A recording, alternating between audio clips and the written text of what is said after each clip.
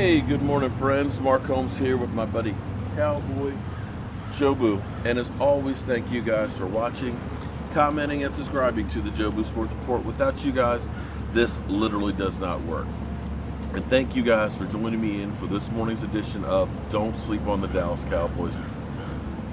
Because you literally can't sleep on the Dallas Cowboys. I'm actually out here this morning feeding the fish and stuff, and my kids got me a few more fish and stuff for an early Father's Day present. My daughter's in town until Tuesday, and she wanted to give it to me while she was still here. So unfortunately, over the winter, we had a bad winter and we lost all of my fish and stuff, so I had to start all over. So out here checking them out this morning because I've only been in here since last night before I get off to work.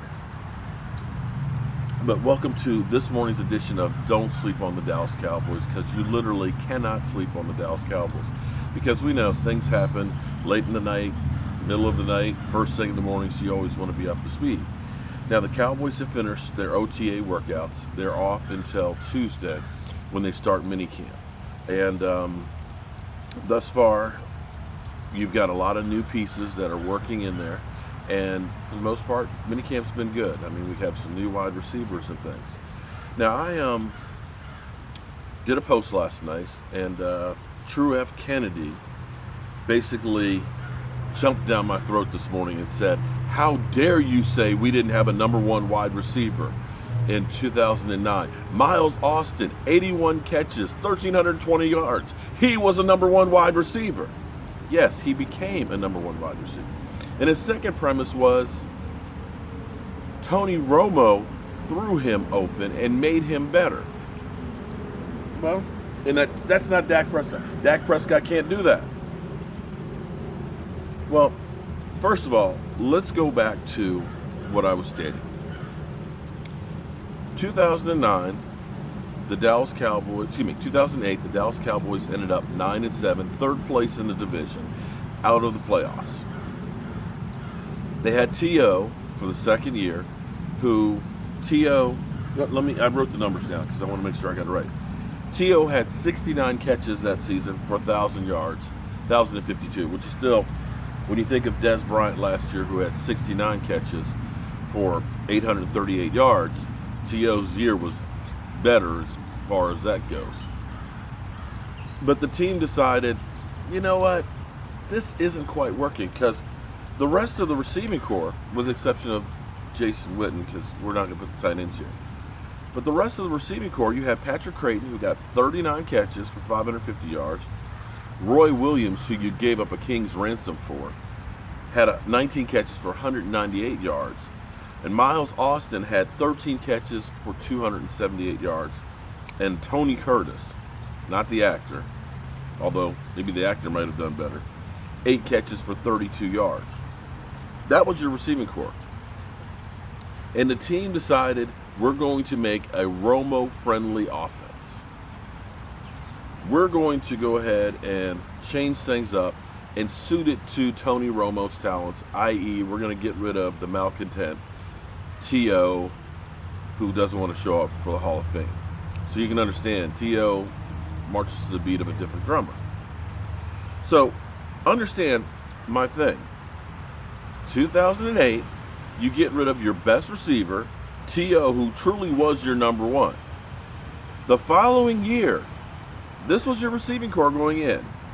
Patrick Creighton with 39 catches, Roy Williams with 19 catches, Miles Austin with 13 catches, Sam Hurd and Kevin Ogletree were added to the mix. Going by those statistics, who is a number one wide receiver?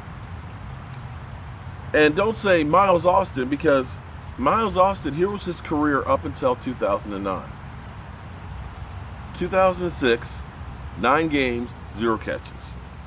2007, 16 games, 5 catches, 76 yards.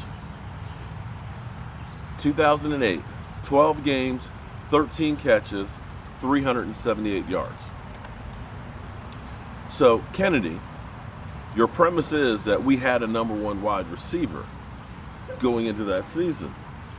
Well, the reality is, you didn't go into that season. He became a number one wide receiver, because clearly going from 378 yards to 320 yards, almost 1,000-yard difference, was elevation.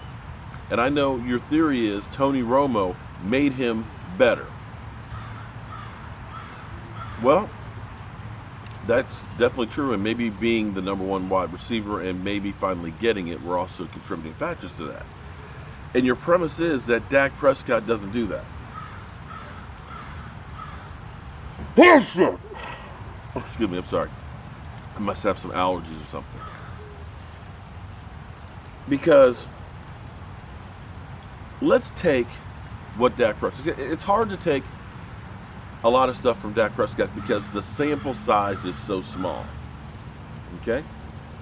Sample size is so small. We only have 2 years.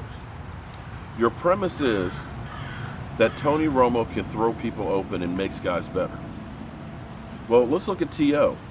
What happened with T.O.? T.O. truly had more gifts and skills and experience than Miles Austin.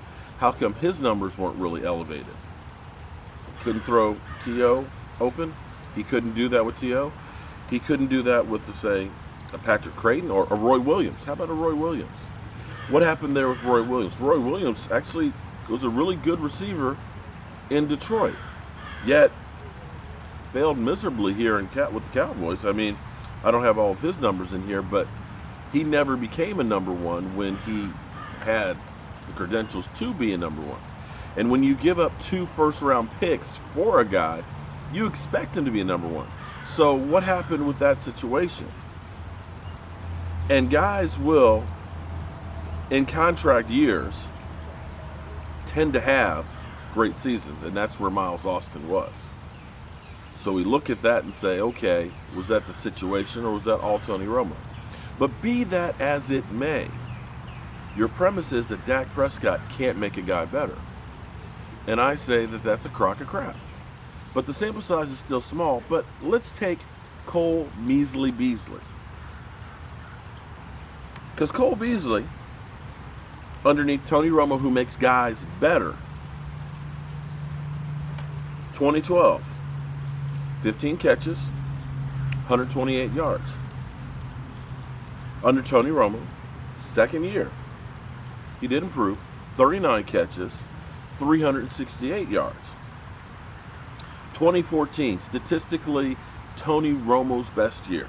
Offensive line was beasting. You had the best running attack in the NFL. 2014, the team that should have been in the Super Bowl had it been for the catch, no catch. He had 37 catches for 420 yards.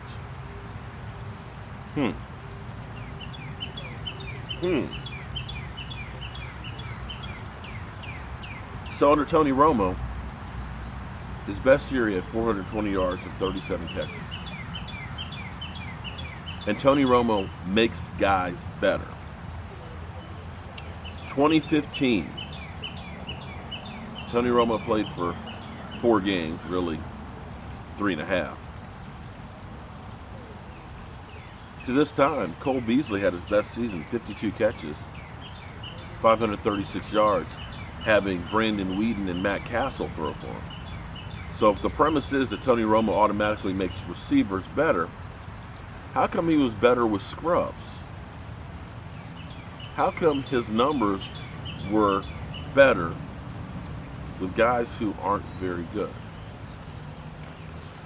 Okay. Enter 2016. 2016. Dak Prescott. 75 catches, 833 yards, 11.1 yard average.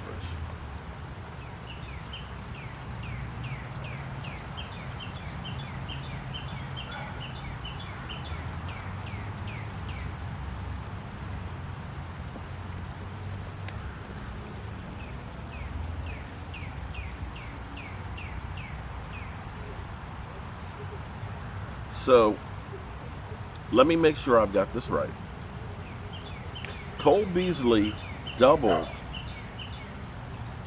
what he did under Tony Romo with Dak Prescott. To the point where Cole Beasley's numbers were as good as Dez Bryant, who was the #1 receiver this year. Dez had 69 catches this year for 838 yards. Cole Beasley in 2016 had 75 catches for 833 yards. Can we say that Dak Prescott made Cole Beasley a better receiver? In the same way we can say that Tony Romo made Miles Austin a better receiver? Because here's what you have to understand. Some guys you click with, some guys you don't. And that's what happened with Patrick Creighton. You can't tell, that's what happened with Miles Austin. You can't tell me that T.O. was a better receiver than Miles Austin.